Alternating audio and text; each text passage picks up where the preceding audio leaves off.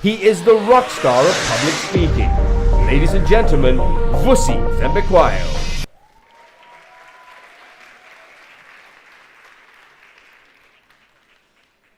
Jumbo. So let's try this because you've all been sitting down for about an hour now. Let's all stand up.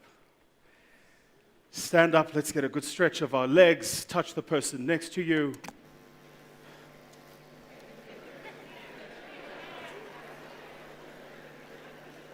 Some of you have been really looking forward to touching that person, so keep touching. Turn around, look at the person behind you and say, I'm better looking than you are.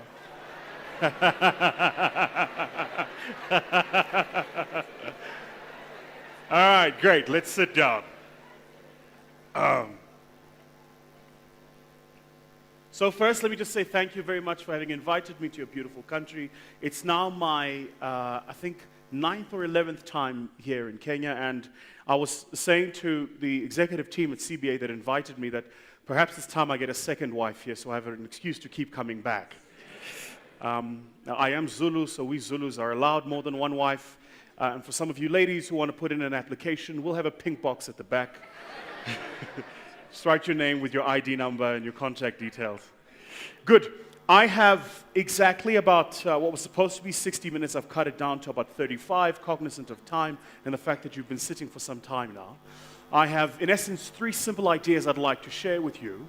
And I hope at the end of those 3 simple ideas, you and I can agree on kind of where we are at. Before I start, let me just make a very quick statement. One of the challenges we have, and I work and run a venture capital fund, and we're busy raising now our second fund to operate across the continent. But one of the major challenges we have as entrepreneurs often is we don't understand what the role of banks is. So if you study the history of banking, you start first with the Medici family, you will realize and recognize that the institution of banking was not created, nor are the functions of it for the specific purpose of providing venture capital. That's why most of the products that banks offer are debt instruments, not equity instruments. The reason I make this point is very important because if we are, as entrepreneurs, talking about how banks are not helping us access finance, which often should be long-term, patient capital, ergo equity, we're not having the right conversation. You're going to the wrong institution, but asking for the right thing. The real problem we have is the culture of venture capital, and you could read into that venture and private equity, is quite poor, not only here in your beautiful country, but actually across the continent. We live in one of the very few places in the world where we create value, create equity value, and real liquid capital. We are more likely to invest it outside of our own continent than we are in our own continent. You know, nobody talks about the fact that it wasn't for the first 7 years of Facebook's operation that it wasn't even generating revenues. How many African entrepreneurs can create a business and operate and pay salaries for 7 years without generating a single cent in revenues? Amazon, to this day, is still not profitable. They make phenomenal gross margins. But if you look at their capital structure as well as their income statement, you'll realize that Amazon actually isn't a profitable business. Jeff Bezos does that quite deliberately. He keeps his marginal costs low so that he can use that to finance growth and capital expansion by pushing out competitors. Now, you can't do that when you're going to traditional debt instruments to acquire funding. So what I hope to do here this morning is perhaps bring a different complexion to the conversation.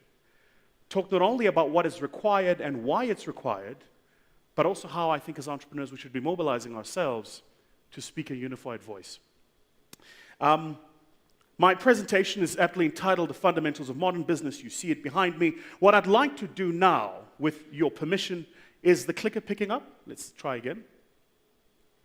It's not. Could you just take it out, Jeps, and put it back in? By the way, there is a single group of people who are here who never get any mention or any round of applause, and that's the tech crew at the back. So maybe we could just give them a round of applause for the work they do.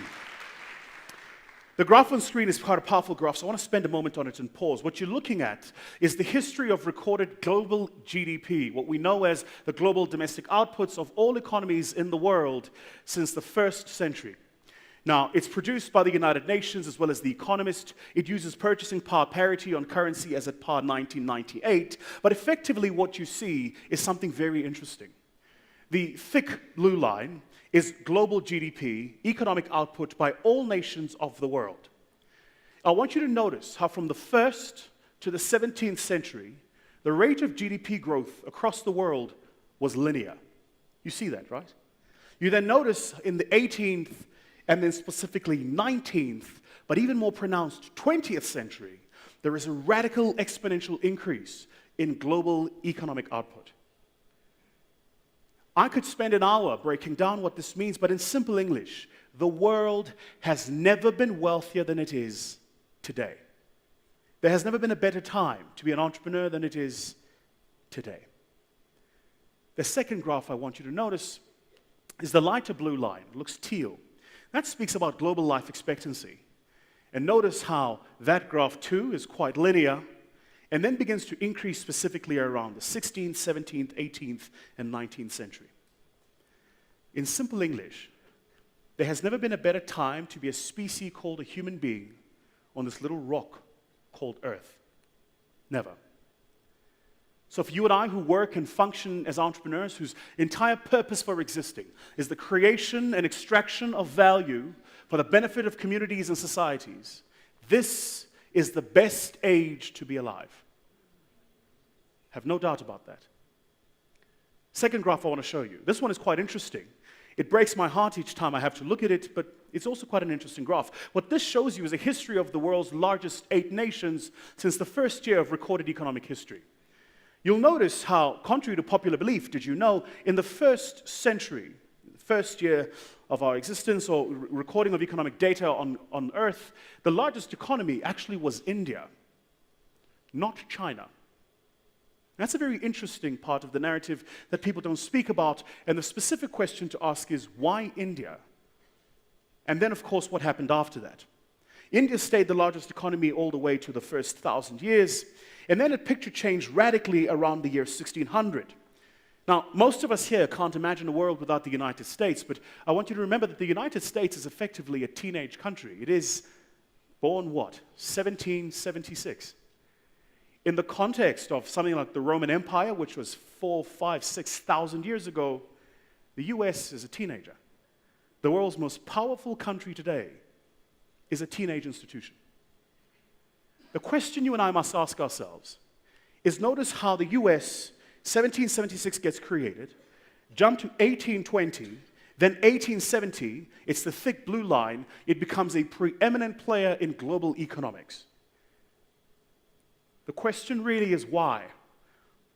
Well, it tags onto the first graph I showed you. Remember that exponential rate of growth? First industrial revolution, preeminent and started in the United Kingdom. They say Great Britain. I'm not sure why they put great there. It was just Britain. And for those of you who are curious, the difference between England, Britain, and the United Kingdom is England is England. Great Britain includes England as well as Scotland, so even the Scottish people are British. And the United Kingdom is all the Scotland, England, Wales, Ireland, as well as the Channel Islands, Jersey, and Guernsey. That's the difference. But the first industrial revolution was effectively fueled by the steam engine. That was preeminent in the United Kingdom. The United Kingdom today is one of the top 7 largest economies on earth, effectively fueled off the back of a technology that was 200 years ago. The second industrial revolution in the United States was the combustion engine. A simple idea that you could take power resident in large animals like horses and ox wagon, compound it and put it together into a single steel structure called an engine and use that to move goods. Today it sounds rudimentary, but in its day it fundamentally shifted global economics. Because until then, to move goods from one part of the world to the other, you either use steam technology or you used live animals. With a combustion engine, we started using air, more efficient forms of rail. It fueled the entire convergence and emergence of the American age. Today, the US is the world's largest economy because it all started with a single technology. If you want to understand why Africa remains at the periphery of global economics, you must ask yourself a single question. How many technologies has Africa produced and brought to the world that has shifted how the world and its global economic structure works? Until the answer to that question is answered in the affirmative, we will continue to remain at the periphery of global economics.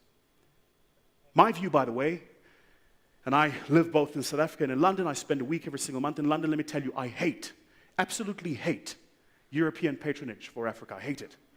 I hate the idea that Africans must always be the recipients of pity from other parts of the world. It's denigrating by its nature, but also quite debilitating. Because it means for as long as we exist, we always look for somebody else, to come from somewhere else, to better our better living standards. It's rubbish. It's rubbish. As Africans, we need to learn that we are capable ourselves, by ourselves, for ourselves. And it starts first, by the way, with us eliminating those fictional lines drawn by men called borders. We've divided this continent into 53, maybe 54 independent countries. And as a function of that, for you to move goods from here in Kenya to South Africa, you've got to pay customs and excise duties. You've got to pay ridiculous amount of agency costs in the process. You know, the power of the US is you can make a product in the East Coast and move it to the West without paying those duties. That's why it is the United States of America. If there is a single thing as African entrepreneurs we should be arguing for, lobbying for, particularly to our political powers, is when we start businesses, we don't want to pay duties to move goods in continent. Because you can sell only so many Maasai prints here in Nairobi, but I guarantee you, you'll move 1 million of them in Sandton and Joburg. I can only sell so many Zulu Mbatata shoes in Joburg, but I would move 1 million of them in Accra, Ghana. It is the exchange of our cultures and the connection of our economies that gives us an opportunity to build a better continent. A better continent. So here's what I'd like to do. I want to take you on a bit of a fictional journey. Meet the man on screen. His name is Mr. Caveman. Why? He was a man, lived in a cave. Mr. Caveman's life was quite difficult. He lived in perhaps the most difficult period ever in human history. He had zero technology. In the cold winters, he had to live in the cold winters. When the night was dark, he had to exist in the dark winters. One day, Mr. Caveman is in his cave with his friend.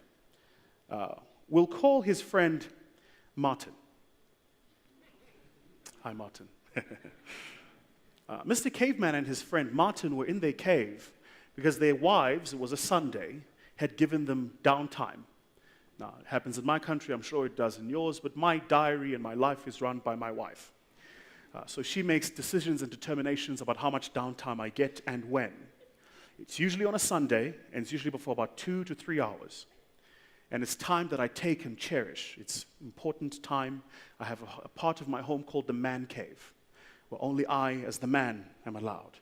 And now my son, who's 6, he's getting his access rights into the man cave under supervision. The man cave is an important part of my life, by the way, because I have my PlayStation set up. It's where I watch my MotoGP, I watch my F1, I can make as much noise as I want. That is my solace. In this particular version of the man cave, this was it.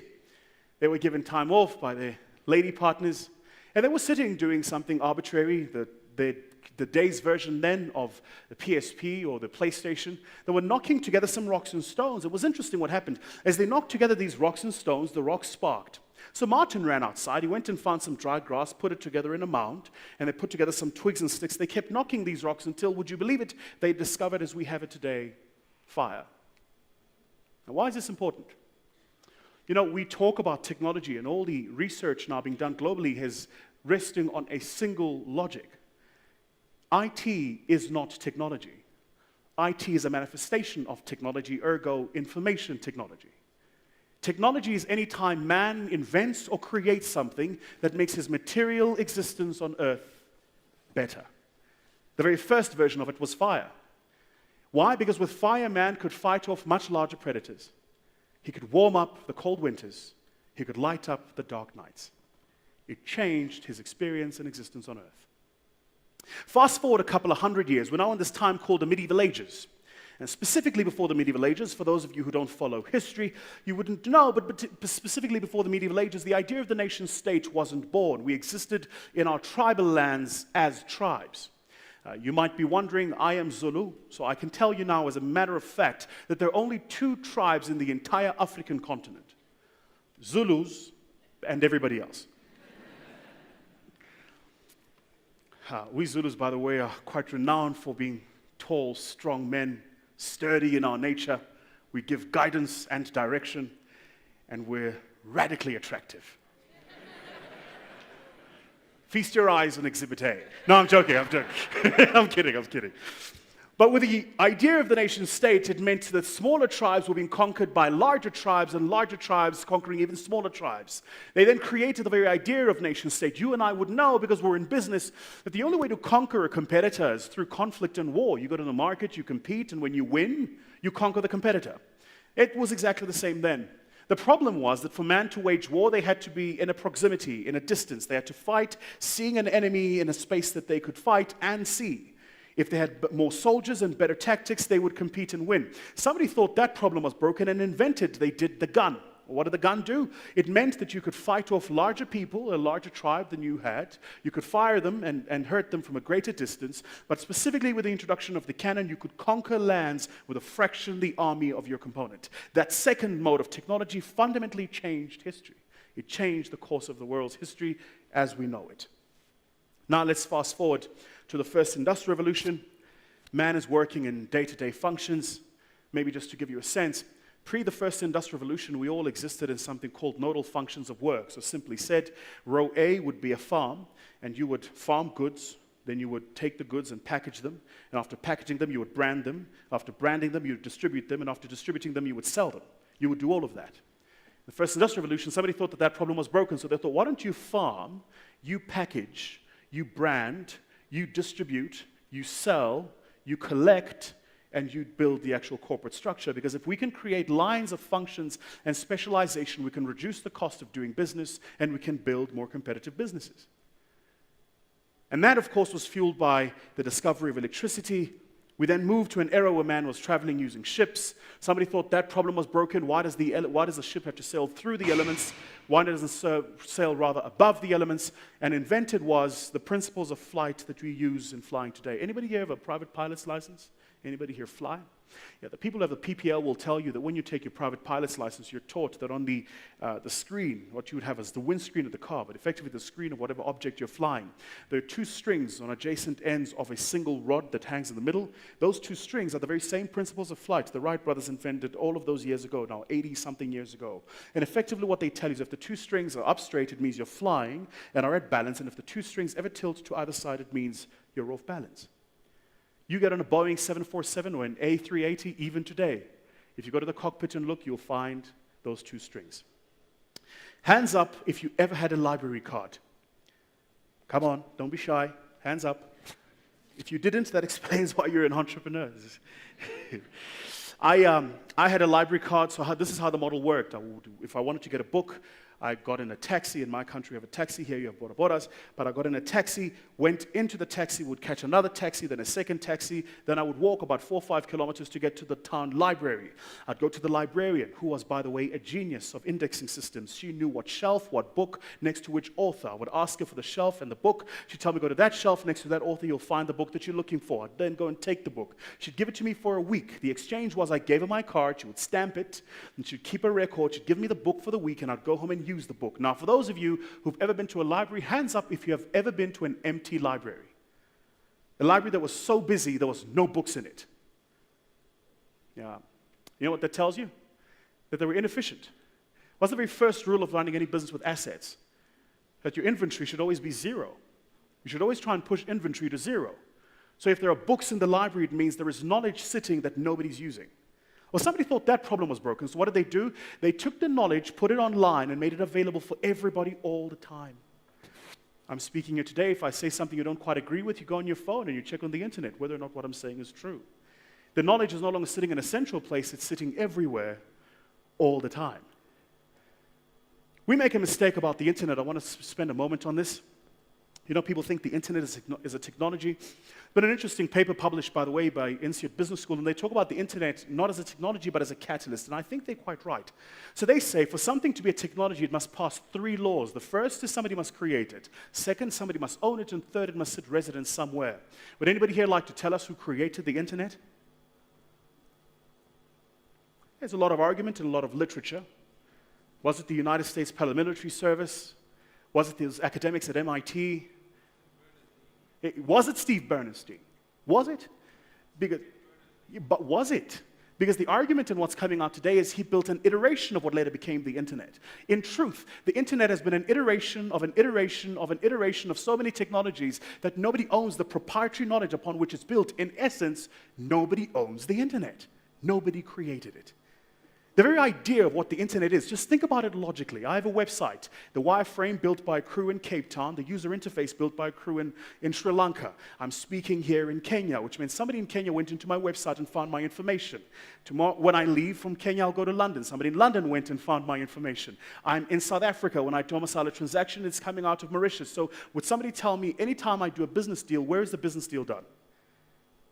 Because it's transacted online. The internet is everywhere, all the time. It sits resident nowhere. If you don't believe me, if somebody says something nasty about you on Twitter, and they do this about me quite often, try and find the head office of Twitter and then bomb them, just to collapse the service. And you very quickly realize that even if you found the head offices of Twitter or the servers where the information was sitting, the backup has so many backups to so many backups that the internet is available all the time, everywhere. So the internet is not a technology, it's a catalyst for change. That's the first thing I wanted to say. The second point I want to make is specifically around understanding the difference between transformation and change. These are not the same things, and I think it's important for us as entrepreneurs perhaps to spend a moment on this. Many societies tend to think and function in what we call change thinking and change logic. It's linear by its nature. It starts off with an input, and the input predetermines the output. That is perhaps the process of, you might want to think about it, how the frog becomes. It starts a tadpole. And a tadpole, the tail disappears, it manifests, and it grows, and it becomes the frog. But the beginning state of the tadpole is the same in substance and form as the end state of the frog. What we have to do, if we really want to get financial services to work for entrepreneurs, is we have to start thinking in transformational ways. That's the difficulty.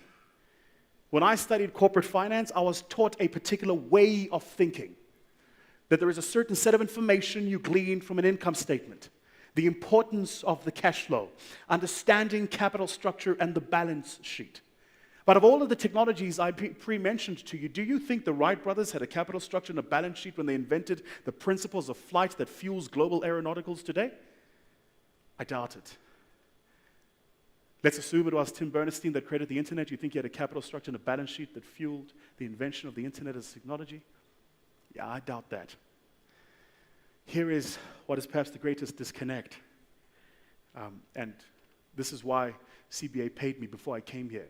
Because I can't always guarantee what I'm going to say.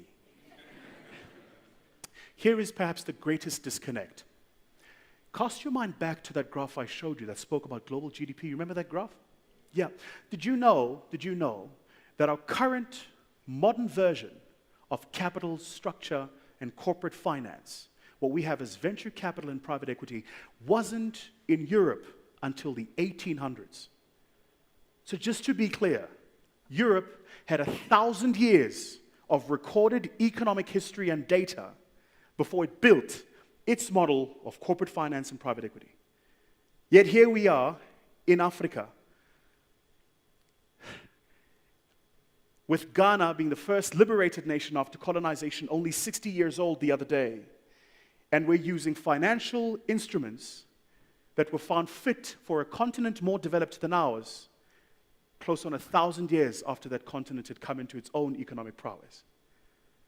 Do you see why there is a disconnect between entrepreneurs and financial institutions? We're not even talking the same language. The instruments we're using, any entrepreneur will tell you, we see it all the time when entrepreneurs come to us, by the time the funder wants to give you money, you don't need it. Yeah?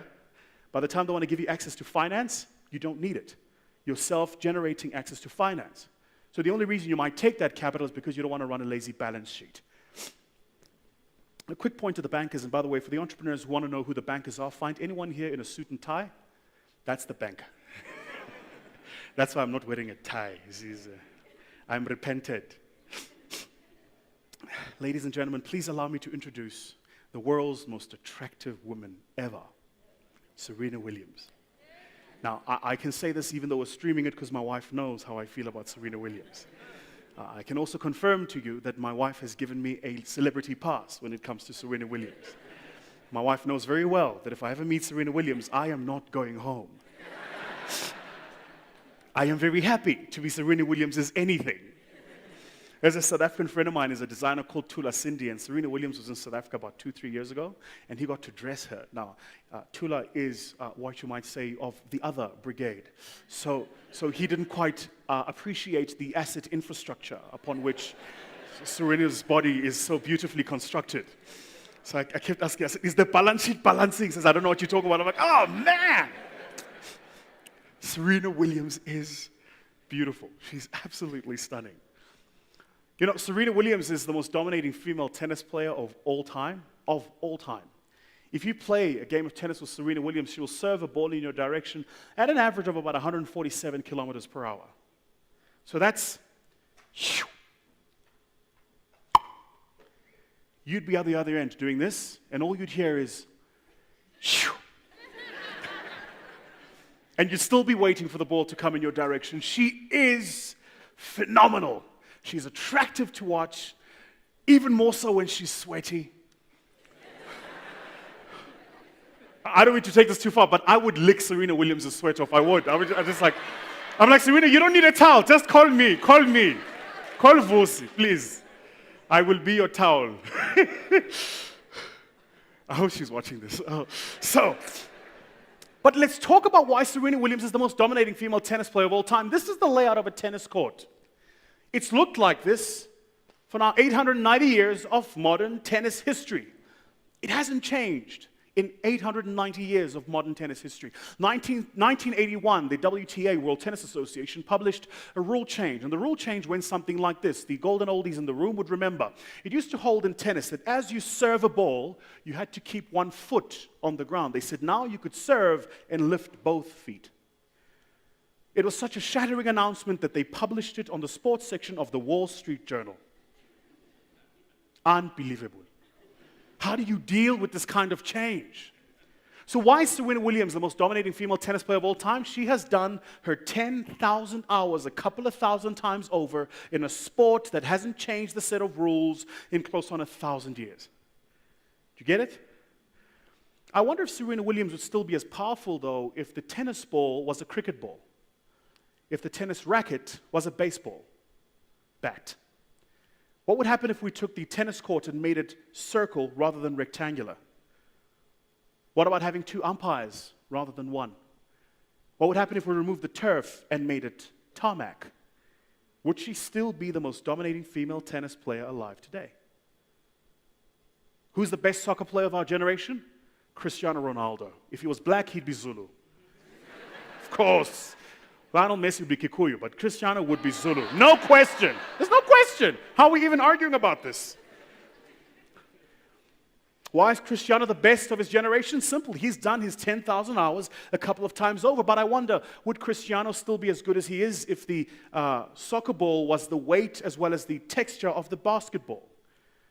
You know, FIFA is still arguing in 2017 about whether or not to introduce goal line technology in 2017. What would happen if we removed the penalty distance and doubled it or made it in half? If we took the goalposts and made them cylindrical rather than rectangular? The problem we make in business is we use the rules of sport to apply in business, and they don't. The single reason they don't apply is because in business every single day, the set of rules along which you compete is changing. Your market's changing. Your competitors are changing. Their needs are changing. And as the shift happens, we too need to change. So I heard the conversation earlier about disruption, when disruption occurs. You know, the theory tells us now that disruption occurs when you do 3 very simple things. We cloud it in a lot of academic data. If you do these 3 things, you're disruptive. If you do something that your competitor does cheaper or better or faster, or all three? As an entrepreneur, you're being disruptive. How do you attract customers to you? Well, it's about understanding the thinking of Jeff Bezos, right? And I don't want to spend much time on this, but if you can save your customers time, resource, and energy, being cheaper, better, and faster, you give yourself an ability to compete in market that is harder for your competitors to attract and much harder for your competitors to duplicate. Hands up if you've ever heard of the company on screen now. Yeah? Hands up, ever heard of a Nokia? Hands up if you had a Nokia. Hands up if you do now. Yeah, it's interesting because for those of you who've ever owned a Nokia, hands up if you knew who the CEO was, what their market share was, market cap, strategy. Yeah, you know the mistake we make, I think, often in business is we assume whether or not our customers care, whether or not you succeed. If there was a single thing I learned from Grant, specifically Grant's story, was customers don't care if you succeed, they care if you're relevant in their lives. And if you're relevant in their lives, you have a path to continue living. If you don't, well, you don't. Nokia is an interesting company because it is very entrepreneurial in its early days. It started out in the world of paper, moved from paper into the world of milling, and then from milling into the agriculture space, and much later, by the way, moved by accident, by complete accident, into the world of mobile telephony. Nokia went from paper to pulp to agriculture to phones to dead. Why? Because, and you learn this when you look at entrepreneurial businesses, is there is a different stage at which entrepreneurs need different types of leadership and understanding the different levers of disruption. And I'll speak to that in a minute. So, what are we asking of the financiers? And this is specifically to the bankers here. I think what you'll find most entrepreneurs are asking for is just a change of perspective. But for me to speak about it is perhaps one thing. So what I've done is I brought with a video to show you what it is I mean by a change of perspective. Have a look at this.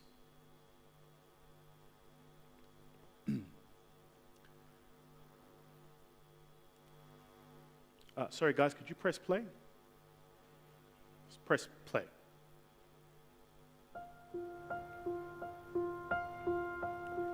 are we doing on time?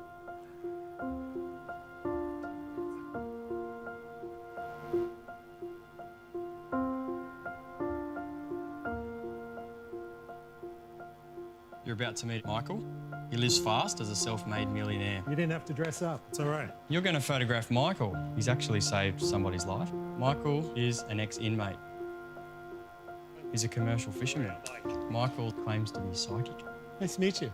Michael's a former alcoholic. Here's your camera. I would like you to flesh out the essence of who he is. What would you like out of this? What would you like the photograph to say about you? Do you find that being a psychic impacts much on your day-to-day life? I can see this is emotional for you. Like to get to know the person. You've only got 10 minutes, right? I think you're a guy that's put yourself out there. You're not hiding anything. My plan was to find out about whoever it was and to try and get that. And what I learned from him is he's incredibly brave. It was really intense. Pull this shirt out. Sorry. I wanted to see the nature of the person, which then present a challenge. How do you portray him as a fisherman? That's perfect. He's a self-made millionaire and sort of a little bit intimidating. I wasn't going for a beautiful, nice, perfectly lit portrait.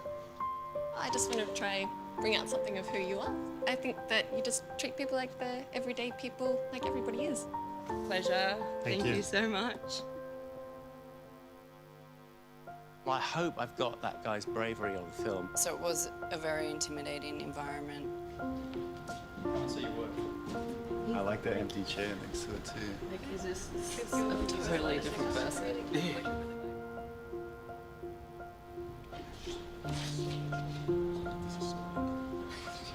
Almost looks like 6 different people. So not everything I told you today was true.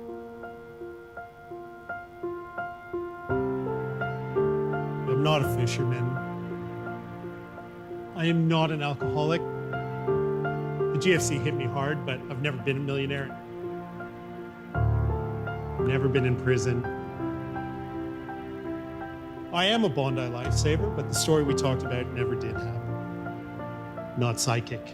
Can barely spell it.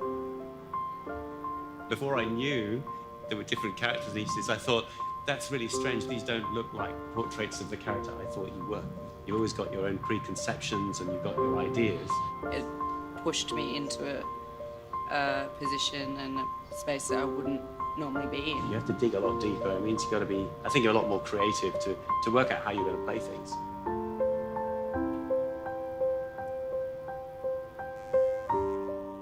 Isn't that true? Did you notice how, given the character, each of the photographers went and found the character in the person? The substance of the person never changed. And this is true, too, for what entrepreneurs experience when they deal specifically with financial institutions. You're the same person. It's the person on the other end and how they see you that frames how far your business goes and whether or not you're able to get access to finance. So in truth, the work that needs to be done is about shifting the perspective of the other end, not changing ourselves. Because the entrepreneurial life cycle is the entrepreneurial life cycle. It exists just like the laws of physics. Your business is going to take a certain amount of time before it gets cash flow positive. You can burn and scream and do whatever you want. That's just the cycle. You will face, at the very least, 3 near-death experiences in the growth phase of your business. That's the cycle. There is a point at which the set of skills you have will no longer be consistent with what's required to build your business. That's the cycle. It's existed just like gravity. What's important for us is to have a conversation about how do we shift the thinking of the people to whom we're asking for. And so the point I want to make here is it's not the solution that's required, it's the problem that's broken, Eric. It's the problem in how we framed it. Let me put it to you this way. Has anybody ever been to a McDonald's? Hands up. You've definitely been to a McDonald's. Your belly gave it away. You look like you're a shareholder. You know, McDonald's is an interesting business, but more recently McDonald's has begun to lose rather significant market share to another incumbent business called Shake Shack. Those of you who travel specifically to the US and Europe would have seen the Shake Shack brand. And what Shake Shack is a business started by former McDonald's executives now just close on 7 years ago who went to McDonald's and said something was interesting. They said to them, you know, the world is shifting. We have become really good at the world of fast food. We know how to make food really quickly. But the emphasis is fast, not food. That's why, would you believe it, a McDonald's burger isn't a real burger, it's soy. The Coke you buy at a McDonald's is not real Coke, it's the syrup with ice and water. They are the world's largest fast food company, but they don't sell real food. Why? Because their business model is built on the speed at which they dispatch the food, not the quality of the food you're buying. But in changing consumer cycles as we are in, where you and I are moving now to wearing wearable technology that tells me how many steps I'm taking, what I'm eating, how many calories I'm consuming, I'm worried not only about what I put into my body, but also what I make my body do. The quality of the food is important now. So McDonald's didn't listen. They continued in their world of fast food rather than moving into the world of food fast. And as a result, you would have seen over the past 4 years that for the first time in the history of McDonald's, in 4 years, they've gone through 3 different CEOs. It's the change of perspective that's required. It's the change of perspective. Understand that entrepreneurs function in the world of nodes, not lines. I want to spend a moment on this. In the world of lines, an idea comes in, and we get really good and efficient at executing that mode of thinking. Think about what mobile money, for instance, did here in Kenya. There are now iterations of how the mobile money platform, system, ecosystem functions and changes people's lives. All of those iterations are effectively lines on the node of mobile money. Entrepreneurs tend to discover new modes. We go into new nodes. And because of that, we move into markets that are not tested, where there is no logic, where there is not yet a business case, and there is then a disconnect between the instruments of capital and the capital that we require. So I'll ask for some more participation. Hands up if you have a Netflix account. Should be more, I would hope. Hands up if you're on YouTube. Dump it, go on Netflix. You know, I have a Netflix account. I live on Netflix, by the way, my team will tell you. And the reason I have a Netflix account is because I hate having to pay premium for consuming content. You know what that premium is called? Advertising. So I don't watch TV, and I'm watching less and less of YouTube because I don't want to be served advertising content when I'm consuming. If I want to watch a series, I want to watch the series. Don't make me pay for watching the series by watching ads. Now, Netflix is an interesting business. Started first moving and distributing rentals, then went and took the rentals, put them up on stream, started streaming them. Does anyone here know what the core content and the core business of Netflix is today? Anyone? It's not streaming, if you're wondering. That's right. So let's just be clear. First business of Netflix was to collect DVDs and distribute them for people to watch. Then they took the content of the DVDs, put it online, and you could stream it and watch it. The core business of Netflix today is the production of content. House of Cards, the very last season, they spent $120 million on season 4 of House of Cards in a year where their EBITDA was $742 million. That is a substantial amount of capital on one production, one series. The last series of Orange is the New Black, I'm talking about the series, not Donald Trump. They spent $84 million on season 6 of Orange is the New Black. So if you want to understand any business's core business, you're going to look into their balance sheet and you understand where they're allocating capital. That's their core business. The core business of Netflix isn't even in streaming, it's in creating their content. If you've ever been on Netflix, watch a series called Narcos. I spent an entire weekend watching Narcos about the life of Pablo Escobar, the man who effectively created the world's drug trade as we have it today. The idea of moving drugs from South America into North America using tunnels, trains, and corrupt officials. That was Pablo Escobar's thinking. In his heyday, he was the world's 7th wealthiest man. A phenomenal story. It's told over 2 seasons, 13 episodes a season, all of it in Spanish. I don't speak Spanish. But I braved 2 seasons, 13 episodes a season, 48 minutes an episode, watching subtitles because the content was so strong. You may or may not know, by the way, that Netflix has just commissioned a show to come and tell the story of Mansa Musa. It'll be their first show told about an African in the light of an African as a ruler and a leader. So how does this work? I'll close with this. Very simply, I think it's time that financiers need to understand the world that entrepreneurs are in. You know, it ultimately comes down to what it is that you're seeing on screen. When there is a disruption introduced in a marketplace, we all have a way in which we build businesses. Those businesses start at a point, get built, and we get really efficient at managing and running those businesses. If you want to understand why Nokia had the great disconnect it had, it's a simple answer, by the way. It's because the entrepreneurial spirit that started Nokia did not transcend into the management talent that ran Nokia. The disconnect often is that managers don't understand that every single business was once a startup. Just think about that. Even CBA was once a startup. Every single business where you work, where you get employed, as we run our side hustles, these large institutions that we work in, that was once an idea in somebody's head. But when we go to these institutions and talk to them, often you find that the decision makers are disconnected from the entrepreneurial prowess that started that business. It's driven by systems, compliance, and processes. And I love compliance-heavy cultures. One of the things I noticed, by the way, about your beautiful country, I suppose owing to the very unfortunate, more recent incidences you've had around terrorism, is how the security compliance culture in this country is very high. So yesterday I went into NTV to do a TV interview with Larry. And we waited for an hour at the security because we were not carrying our passports.